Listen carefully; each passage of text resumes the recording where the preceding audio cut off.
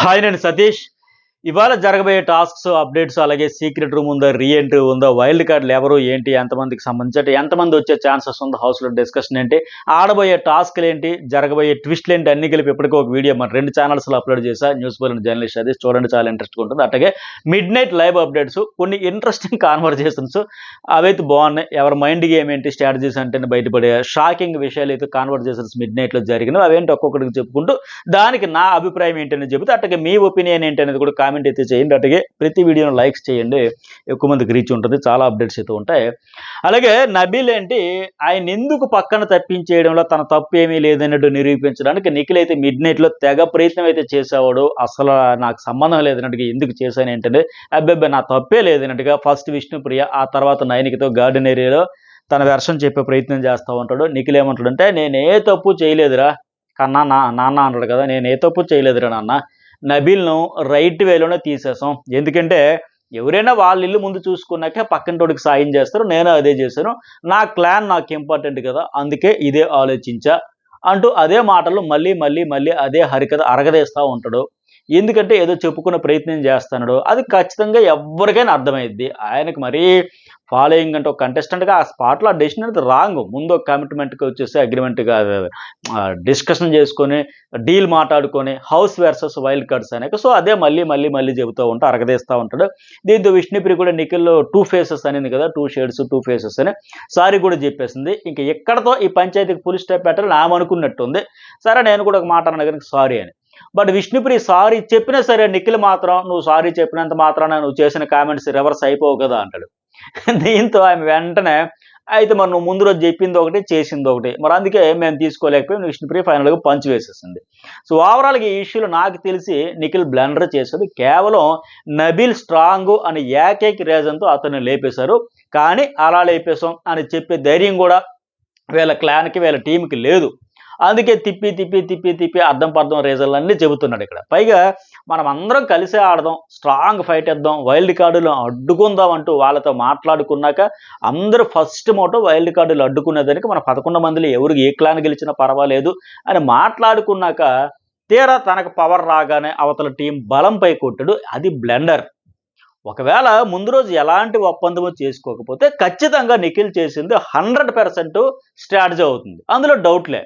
But ఇప్పుడు నమ్మించి మోసం చేసినట్టు అయింది. పైగా ఈ అమ్మాయి ఓకే నేను ఒక మాట అయినా సారీ చెప్పాక నువ్వు చెప్పినంత మాత్రాన మాట జారేసావు కదంటే మరి నువ్వు కూడా మాట ఇచ్చి మాట వెనక్కి తీసుకోవాలా, మాట తప్పలా, మరి ఇదేంటి?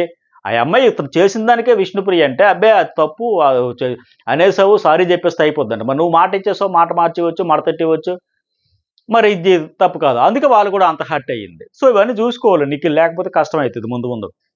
అలాగే విష్ణుప్రియ, పృథ్వీ నైట్ ఒక డిస్కషన్ ఏంటంటే లైట్ డిస్కషన్. పృథ్వీ బయట ఇంట్లో ఒక్కదానివే ఉంటావా అని విష్ణుప్రియని అడుగుతాడు. విష్ణుప్రియ అవును అలా ఉండడమే నాకు ఇష్టం అని ఆమె చెబుతూ ఉంటే నాకేమనిపించిందంటే వీళ్ళిద్దరు గోళ వీళ్ళది.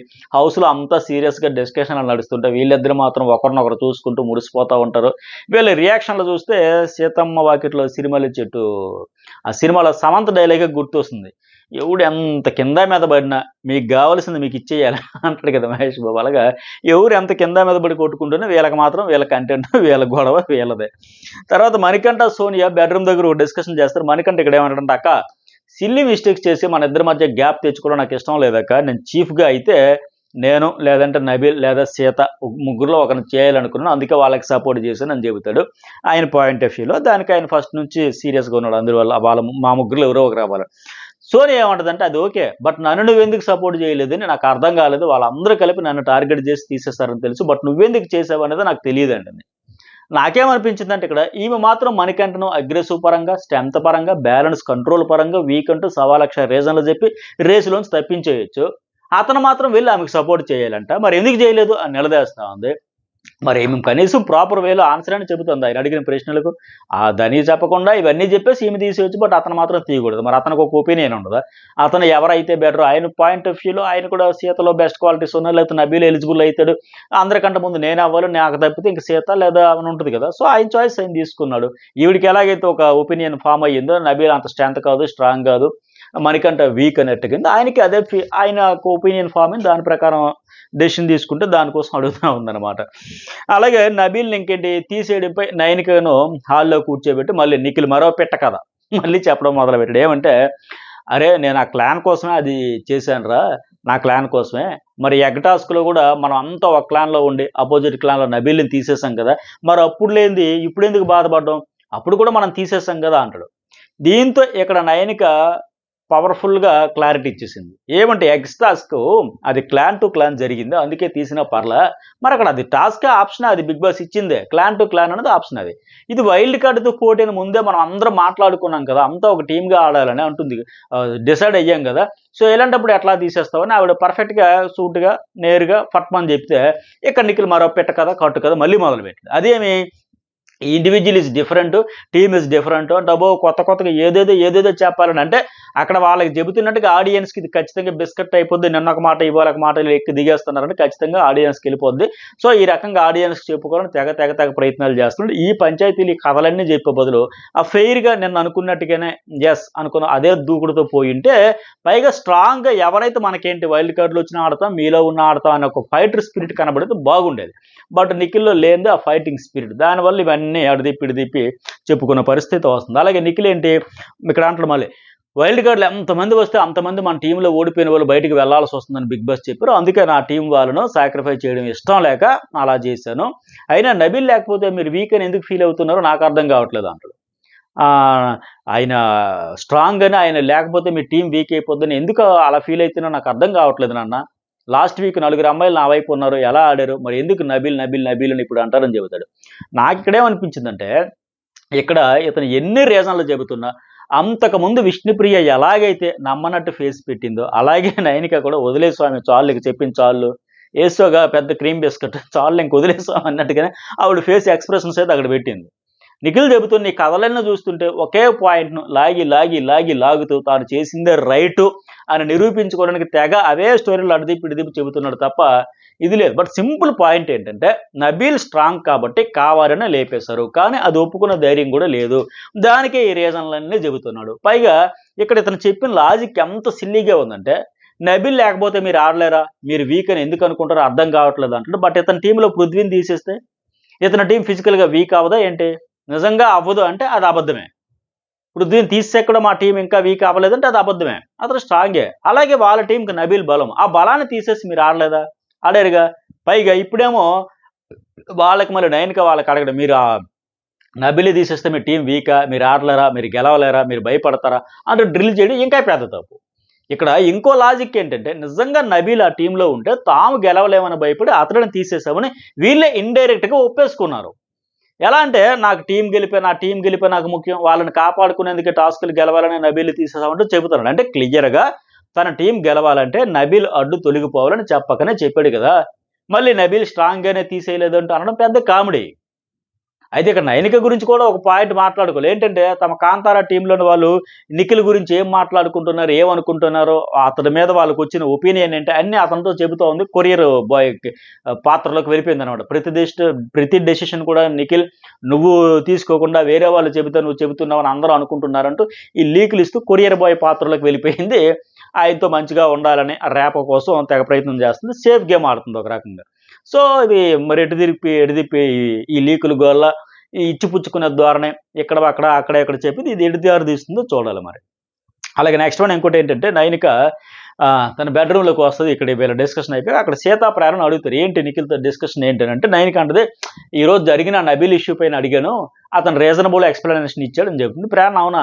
ఏంటమ్మా అంత రీజనబుల్ ఎక్స్‌ప్లనేషనా అని ఆమె అడిగిద్ది. నయనిక ఇక్కడ చెప్పిద్ది. తనకున్నది నలుగురే అంట. వాళ్ళని కాపాడుకోవడమే అతని ఫస్ట్ ఎజెండా అంట. సో, అందుకోసం అలా చేశాడంట. ముందు నా ఫ్యామిలీని కాపాడుకున్నాకే తర్వాత వేరే వాళ్ళ గురించి ఆలోచిస్తా అన్నాడు అని నయనిక చెబితే ప్రేరణ అంటది. అదంతా ఓకే. కరెక్టే కాదనలే. బట్ ఏ బేసిస్ మీద నబీల్‌ని తీసేసారో చెప్పాడా?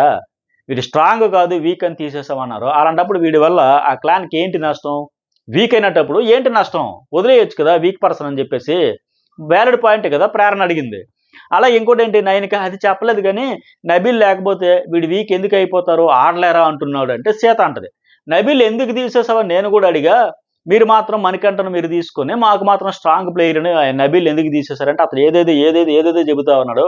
నిన్న ఆయన చెప్పిన మాటలకు ఈరోజు చేసిన దానికి అస్సలు సింక్ అవ్వట్లేదు. నిన్నేమో పెద్ద దీనిలా చెప్పాడు. మనము హౌస్ వర్సెస్ వైల్డ్ కార్డ్‌లా అన్నాడు.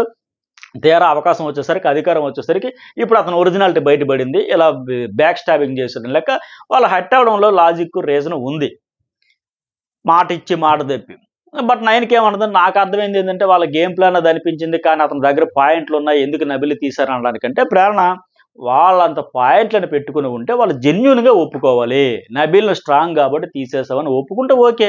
బట్ నబిల్‌ని వీకు అంటున్నారు. స్ట్రాంగ్ ప్లేయర్‌ని తీయలేదంటున్నారు. కానీ మా గేమ్‌ని ప్రొటెక్ట్ చేసుకోవడానికి తీసామంటున్నారు. అసలు వీటిలో ఏది రీజన్?